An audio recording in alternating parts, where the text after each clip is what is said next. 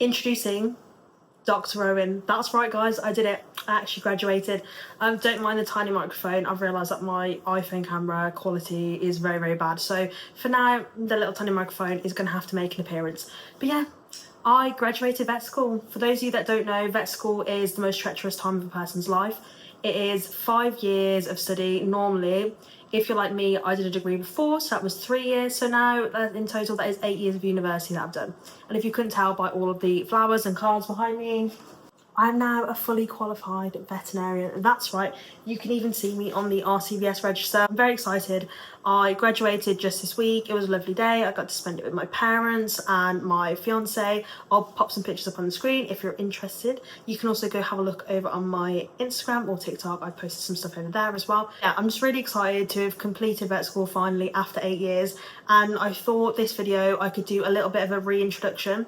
I used to have some videos up on this page before, but alas, like me, they've aged. So I thought I would just do a little update, refresh. And I'm going to start with my journey to vet school, because a lot of you liked my other video that I did quite a few years back now. I thought rightly so it deserved a little bit of an update. So that's what we're going to do today. So for those of you that don't know, I grew up in the Midlands. I grew up in a very normal household. My mum was a teacher, my dad's an alarm engineer. I didn't know anyone as a vet or a doctor or anything like that, but I was really interested in animals and medicine and science, and I knew I didn't want to be a people doctor. So I thought, what else can I do that involves animals and medicine? Veterinary medicine, which was pretty much ideal. And that was kind of what I had stuck in my head. I did flip between the more creative subjects like art or English, but ultimately I decided that being a vet was going to be the right journey for me. So that's what I decided to do. Well, that's what I attempted to do. If any of you know anything about the UK education system, then you know that trying to follow your wishes when you are not extremely well off or living in an area where everyone's at private school, or you go to private school, or you know doctors, it can be very, very difficult. So I didn't actually know anyone that was a doctor, dentist, vet or anything like that. So I was kind of just winging it, really. I went and spoke to a careers counsellor. This would have been in like year 10, give or take a few years. And I basically said to them, I want to be a vet. What should I do? And they basically told me, ha ha ha, dream on, that's never going to happen. The specific words were, for someone like you, or for someone in your position. My position being not that academic, very introverted, very shy. I now, as an adult, realise that I was struggling with ADHD, which was undiagnosed in my childhood, which led me to have a lot of problems academically, socially, especially when it comes to attention span in classes, things like that. I was always talking, I was being disruptive. But that was because I wasn't stimulated. When I was in a subject that I loved, like English or art, I would get straight A's, A stars. So yeah, that was something that I think definitely contributed towards me not doing that great at school, but it wasn't something that I was like fully aware of. I just kind of kept plodding on. Anyway, I had that horrible careers counsellor say to me, this is never going to happen for you.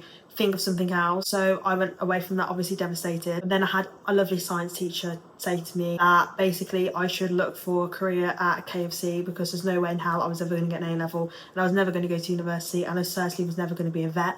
And I feel I was a bit uncalled for, and also we don't like the job slammed around here. So yeah, not good vibes. My high school experience was pretty dismal. Came out of school with not great GCSEs. Obviously, if you want to be a vet, not ideal. On top of that, I wasn't allowed to sit my science A levels at that school. They basically said to me, yeah, like there's no chance you've got C's or D's or whatever I got. We're not going to let you sit here. So I sat 1 year A levels at school. I did English, literature, art, and English language, I think. I ended up coming out with like mostly A's. The school changed their tune and they were like, no, please don't go. We love you. Please stay. I decided to leave because I wanted to do science, and I knew that my school were never going to let me do science. So I moved to a private college. I was lucky enough to get a scholarship / bursary thing to help me go to that college. So I did all my work experience. I got my grades up. It came to results day, and you can only imagine how I felt when I did not get my grades. I was predicted 3 A's and I got A, B, C. So if any of you know vet school applications, that's not enough to get you into vet school. You need 3 A's minimum. Maybe now some vet schools have changed their admissions requirement, but when I was applying it was 3 A's or goodbye. So unfortunately I got the goodbye. So that meant that I had to kind of rethink my plan, and I wasn't in a position where I could have resat, just because I was living away from my parents and my grandparents' house. We'd already spent a lot of money to get me to this point. I felt a huge amount of guilt that I hadn't made my grades. But yeah, I decided that I was not gonna sit and rot for a year, so I did veterinary science at RVC. It's a 3-year degree course. In hindsight, would I do that again? Probably not. I probably would have decided to resit somehow, like figure it out financially how I was going to do that, because doing the 3-year degree, if you don't know, if you do a degree and then you apply for vet med as your second degree, you have to pay for vet med out of your own money, like the tuition fees, which is vastly expensive. So I would have been better off just resitting my exams, but honestly, hindsight is a wonderful thing, and this really felt like the only option for me. At this point, I was joining the university like a lot later than everyone else at this point, so I'd already like missed out 3 years. I was already 3 years behind, so now I was going to be another 3 years behind with biovet, so it wasn't looking good. So yeah, I did my biovet degree.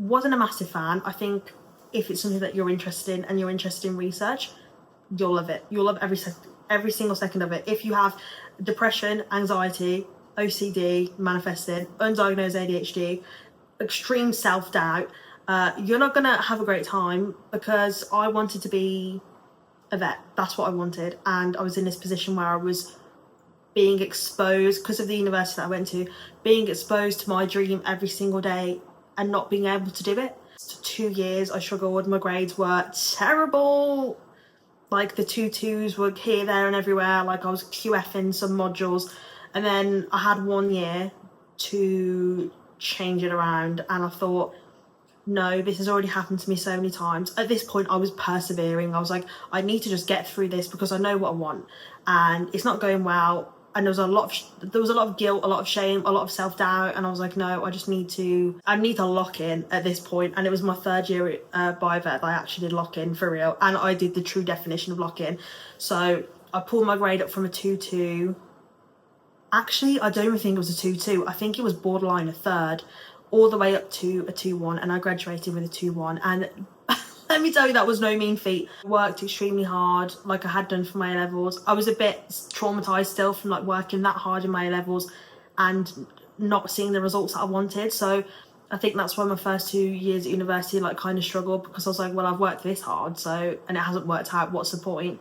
But I gave myself one more try, and I ended up graduating with a 2-1, and then I got into vet school. And now 5 years later, I'm graduated and I am a new graduate vet. Yeah, I just wanted this to be like living proof that no matter what people tell you or the challenges that you have in your life, you are more than capable of following your dreams, pursuing them, being the person that you want to be, even if it feels like it's impossible. Because there were times throughout the past 8 years that I felt like this was physically impossible, like I had nothing left in me. And yeah, I drove myself to burnout many times. I don't think vet school is conducive to a self-care environment, which is something that all of us are trying to change through different ways, whether that be education at university, friendship groups, self-help clubs, groups, like social media. Like there are a lot of people now that are documenting their journeys, because I think it's important to show that like while social media is a highlight reel for everyone and it shows your academic achievements and all these things that you've done, it is also important for people to understand what they're going into. So if you're similar to me, I'm not going to say, and you've missed your grades at vet school or you're doing biovet, I'm not going to say it's easy. It's the most difficult thing to get through, but once you're at the end of it, I think it's definitely worth it. And don't let other people's opinions put you off, because I was told many times that I shouldn't do this. It wasn't right for me. I wasn't the right type of person. I should go get a job doing something else because I'm never going to be a vet. And quite frankly, they're all wrong, because now we are here and I'm Dr. Georgia Elizabeth Owen. Yeah, I don't want this video to be too long, because the videos that I've made in the past, I know I do ramble quite a lot. But yeah, I just wanted you guys to know that I've graduated. That was my journey to vet school and to where I am now.